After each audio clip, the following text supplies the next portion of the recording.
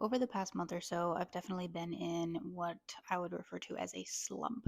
We're trending towards depression, but I'm not really ready to call it that as such yet. I've had some really difficult things happen in my life recently, and I feel like I just don't really know how to show up on TikTok anymore. I feel pretty aimless throughout my days, and things just feel really lackluster and difficult, if I'm being honest.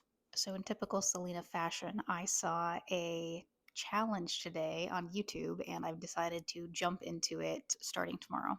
It's called 75 Booked, not 75 hard, 75 booked. People seem to kind of change the challenge depending on how they want to challenge themselves, but there seems to be two rules that don't change. The first rule is you need to read for an hour and a half every single day. And then the other part is for the 75 days of the challenge, you are on a book buying ban.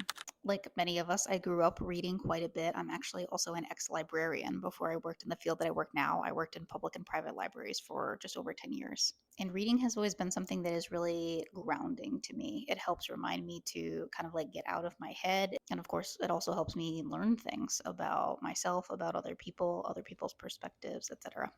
So for this challenge, I am holding to the 1 hour and 30 minutes of reading a day. I'm going to be doing 45 minutes of fiction reading and 45 minutes of nonfiction reading. I have quite a few books in my house that I have not read yet, so I'm going to be focusing on those. I'm not typically one that buys books, Okay, maybe sometimes I buy books. but I typically read a lot from the library. So I'm really going to try to focus on books that I own, books that are in my house that I would like to read, and then we'll see what happens from there. I will be counting any audiobooks that I read as part of my daily reading too.